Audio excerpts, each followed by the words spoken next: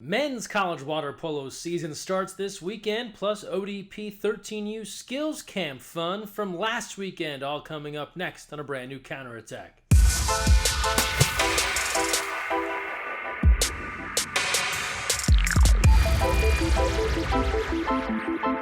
Hey everyone, Greg Mescall here. Thanks for joining us on the counterattack. We start first with men's college water polo. The season is upon us. A whole host of games getting things going this weekend. Lots of non-conference tournaments taking part, including many athletes from our World University Games silver medal winning team that reached the podium in Italy. A look at some of the guys here and some of the schools that they'll be playing for and capping up for. You can watch the full video on our USA Water Polo social media channels. Again, a big congrats to those guys and best of luck with their college teams this season. Best of luck to all the teams. Here's a look at the top 10 poll. Defending champs from last year, USC slotted in as the preseason number 1 as picked by the CWPA.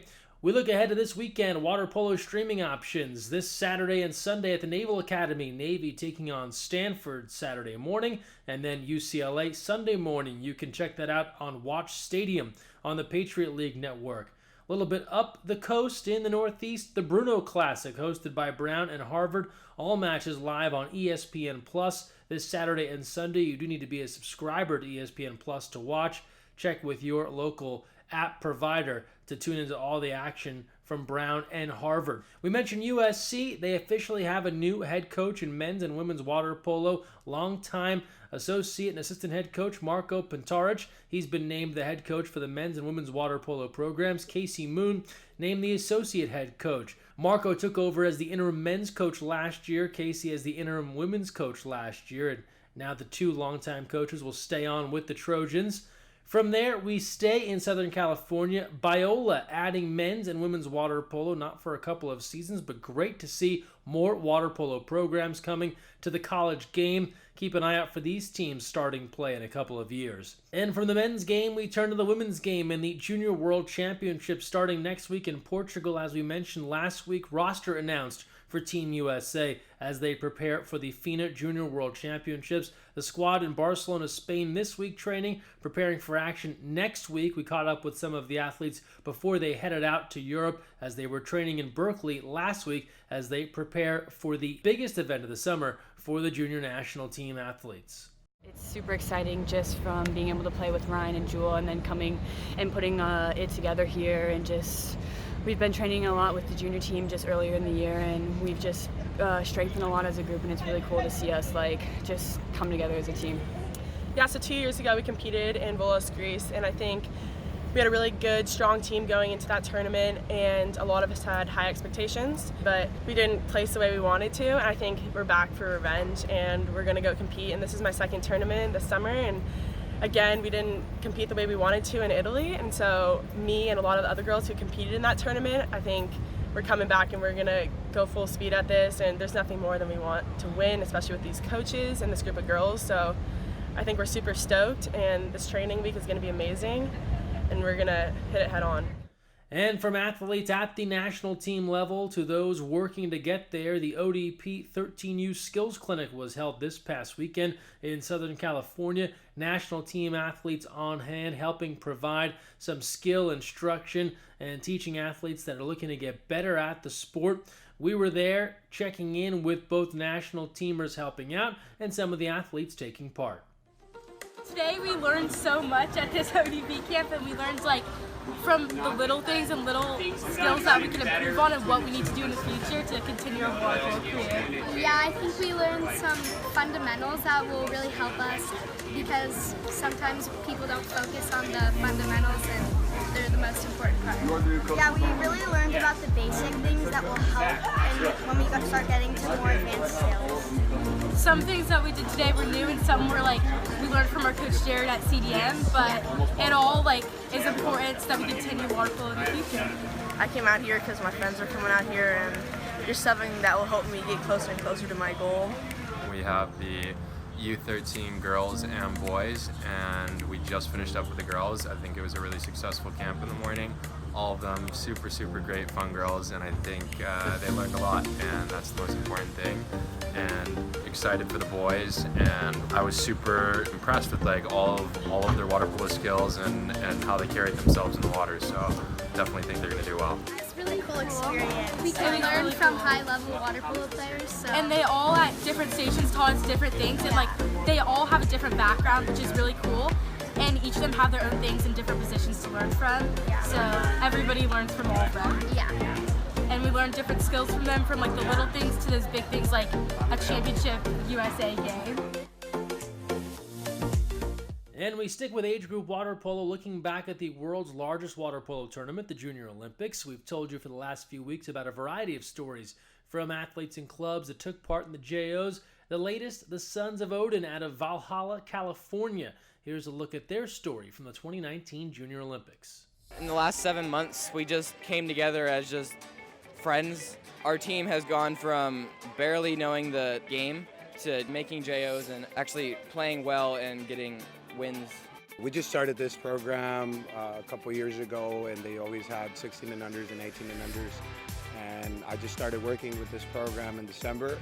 And my biggest thing was that we needed to start a 14 and under program. And I'm really proud of them because they've come a really, really long way. We worked hard since December. We made it to JO quals. We had really good games against higher seeded teams.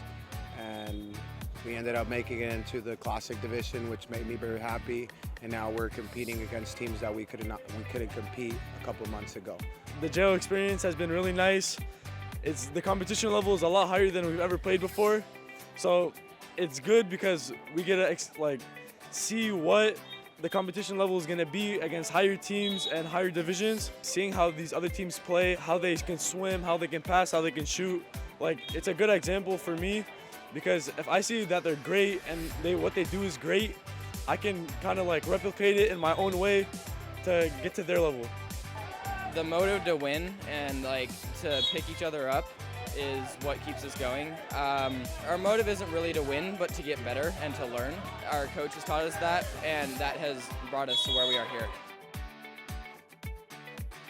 Don't forget, more Junior Olympic stories on the way. You can watch some of the ones we've already shown you on the USA Water Polo YouTube channel at youtube.com/USAWP. The USA men's national team punched their ticket to Tokyo with a gold medal at the Pan American Games last week. Our Instagram interview series returned as we checked in with 2016 Olympian Alex Obert about the big win in Lima and looking ahead to Tokyo, where making that USA roster has only gotten more difficult. It's super weird, especially since all the other tournaments leading up to the Olympics will be 13. So you kind of get into a groove of what the 13 feels like in making that 13-man roster. And then right before we go to the Olympics, we'll cut down to 11. We've had a chance to play 2 tournaments at 11, Pan Ams and then World Cup last year. So we've kind of felt what a 11-man roster will feel like. But, I mean, obviously it's 2 less spots on the team. So it's 2 more people that unfortunately aren't going to be able to live out their dream. But it helped. We have such a tight-knit group, I think. No matter what, we all understand that the 20 guys, 25 guys that are training with us are all part of that Olympic team. And now on to our social media send-off brought to you by Cobian. And we start things off with our weekly winner of a free pair of Cobian sandals. At Blonde Bats, the winner here, asking a question about can goalies be a part of the field under those new rules that were recently put in place. Yes, they can, but they've got to act like field players, and they can create that 7-on-6 advantage. Thanks for the question. And just that simple, comment on a USA Water Polo Instagram post, and you can win a free pair of Cobian sandals. And the USA junior team, we mentioned they're getting ready for big competition. Doesn't mean they can't enter the pool for practice in style, as captured here by the USA Water Polo ODP Twitter account. We love seeing the sport of water polo growing. How about the Chino High School Water Polo program upping their numbers in a major way? Thanks for sharing on the Chino Water Polo Twitter account. Maggie Steffens, her sister Teresa in South Africa, they were talking water polo, now seeing the sights. This via Maggie's Instagram account. And you may have seen this last week, Ashleigh Johnson tweeting at Tyra Banks asking, what is the opposite of smize? Smize is the Tyra Banks term for smiling with your eyes. We get an answer from Tyra, it's smiss.